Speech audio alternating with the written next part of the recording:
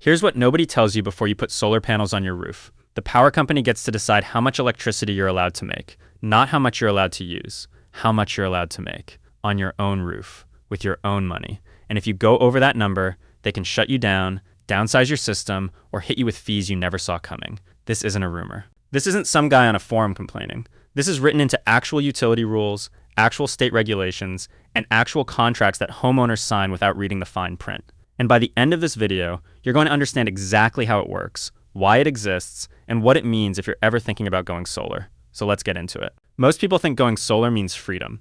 You put panels on your roof, the sun does its thing, and now you're making your own power. No more depending on the electric company. No more watching your bill go up every year for no reason. That's the dream everyone gets sold. Here's the problem. That dream has a ceiling on it, a real one, set by the power company. And most homeowners don't find out about that ceiling until after they've already signed the contract, already paid the deposit, and already had the panels installed on their roof. So today we're breaking down the real reason you can be fined, capped, or limited for generating too much of your own electricity in America, not the internet myth version. The actual version, based on real utility rules, real state decisions, and real cases where homeowners got hit with fees they didn't expect. Let's start with the part almost nobody knows about.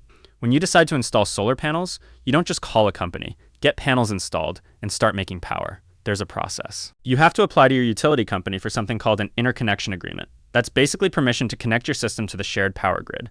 And here's the part that surprises people. Your utility doesn't just let you build whatever size system you want. They look at your last 12 months of electricity usage, and they cap your system based on that number. In most places, this is known as the 120% rule.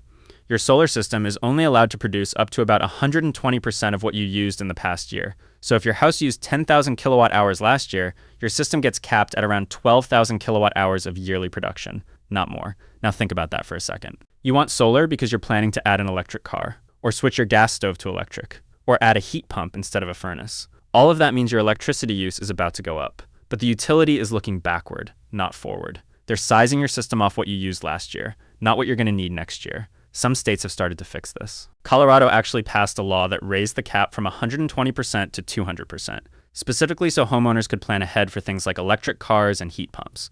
But that's Colorado. Most states are still stuck at the old number, and the size of your system is decided by looking in the rearview mirror. California has its own version of this rule too.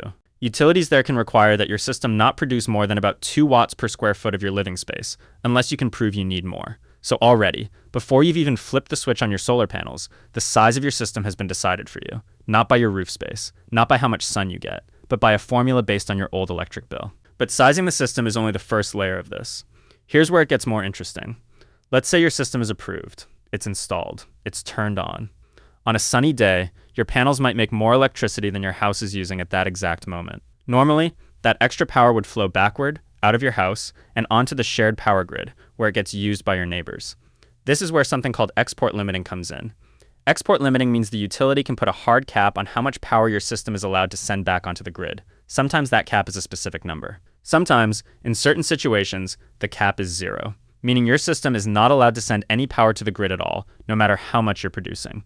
This isn't done through a phone call or a warning letter. It's built directly into the equipment. Your inverter, which is the device that turns your solar power into usable electricity, is programmed with these limits. Sometimes there's a separate device that constantly watches how much power is flowing and automatically throttles your system down if it starts sending too much back to the grid. Think about that. You paid for a system that can make a certain amount of power. But the equipment itself is quietly capping what it's allowed to send out, in real time, based on rules you probably never saw before you signed anything. Why would a utility do this? It's not random. There are real technical reasons behind it. Local power lines and transformers are only built to handle so much electricity flowing through them. If too many homes in one neighborhood are sending power backward into the grid at the same time, it can actually create problems with voltage and stability. So some of these limits exist to protect the physical equipment that keeps the lights on for everyone, not just to slow you down for no reason. But that's not the whole story either. Because on top of the technical side, there's a financial side. And this is where things start to feel less like safety and more like control.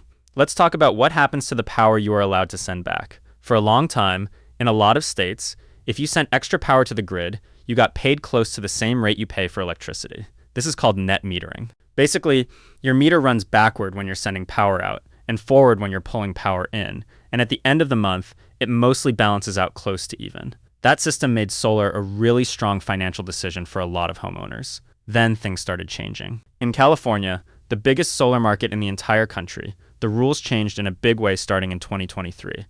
The new system is sometimes called net billing, but most people just call it net metering 3.0, or M3. Under the old rules, homeowners were getting paid around 30 cents for every kilowatt hour of extra power they sent to the grid. Under the new rules, that number dropped to somewhere around 5 to 8 cents. That's not a small cut. That's roughly a 75% drop in what your extra power is worth. If your solar system was already installed and connected before this change, you're grandfathered in at the old rate for 20 years. But if you install a new system today, you're stuck with the new, much lower rate. Same sun, same panels, same electricity, worth a fraction of what it used to be.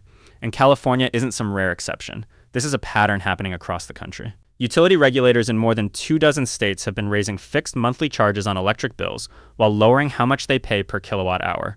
Every time that happens, it chips away at how much sense solar makes financially for a homeowner, because your extra power is worth less, and just staying connected to the grid costs more no matter what. Now here's the part where things get almost personal for some homeowners. On top of lower payouts for extra power, some utilities charge something called a standby fee, or sometimes it's called a demand charge, specifically aimed at customers with solar systems. The idea utilities give for this fee is that even though you're making your own power during the day, you're still relying on the grid at night, or on cloudy days, or whenever your panels aren't producing enough. So they say this fee covers the cost of keeping that backup connection ready for you at all times. In Alabama, this fee has been one of the highest in the entire country. Homeowners with solar systems there have fought this in court, arguing the fee is unfair and shouldn't be allowed under federal energy law. In 2026, a federal judge sided with the power company and allowed the fee to continue. In Virginia, the rule is a little different.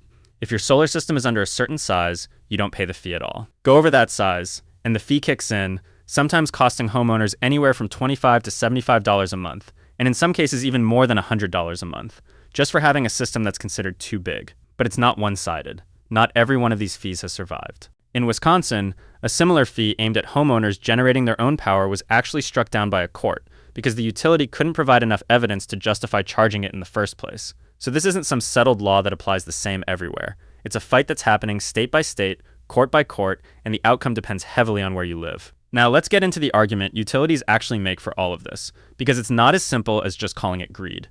Utilities argue that homeowners with solar panels are shifting costs onto everyone else. The idea is this: the power grid, the wires, the transformers, all of that infrastructure costs money to build and maintain. Normally, everyone pays their share of that cost through their electric bill, based on how much power they use. But if a homeowner uses solar to cut their bill down close to zero, utilities argue that homeowner is still using the grid, just not paying their fair share to keep it running, and that cost gets pushed onto everyone else instead. In California, one state agency claimed this cost shift adds up to about $8.5 billion a year, and said that number has more than doubled in just a few years. That sounds massive. And utilities have used numbers like this to justify cutting how much they pay for solar power and raising fees on solar customers. But here's where it gets complicated. Independent researchers looked at that same number and pushed back hard.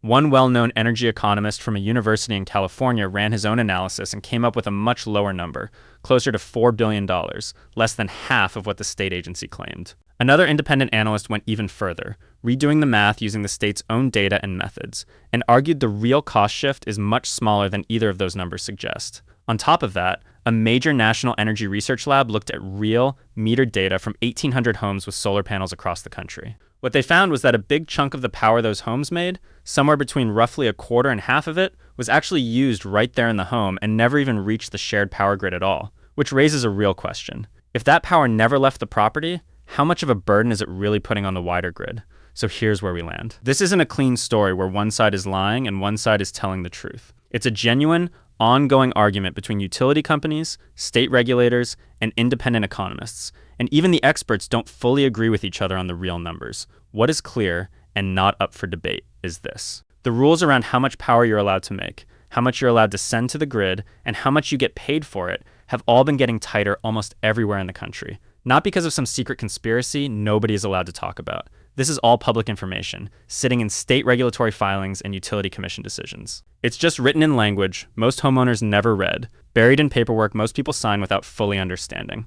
So let's bring this all the way back to where we started. Is it illegal to make too much of your own electricity in America? No, that's not accurate, and saying that would be misleading you. What's actually true is this: there's a whole system of rules that decides how big your solar system is allowed to be based on your past electricity use. There's equipment quietly limiting how much power you're allowed to send back to the grid, sometimes down to zero. There's a shrinking payout for the extra power you do send out, with some homeowners getting paid 75% less than homeowners who installed just a few years earlier. And on top of all that, there are extra monthly fees in some states, specifically targeting people who generate their own power, fees that are still being fought over in courtrooms right now. None of this means solar is a bad decision.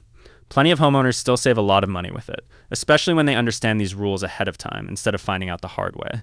But going in blind, assuming you'll get full credit for every bit of power you make, is how people end up disappointed with a system that costs them tens of thousands of dollars. The real lesson here isn't that the power company is out to get you. It's that this is a shared system, with real technical limits, real financial fights, and real rules that are still changing state by state, year by year. If you understand how it actually works before you sign anything, you're in a completely different position than someone who finds out after the panels are already bolted to their roof. If you want to go deeper on any of this, I put some solid resources down in the description, worth checking out before you make any decisions of your own.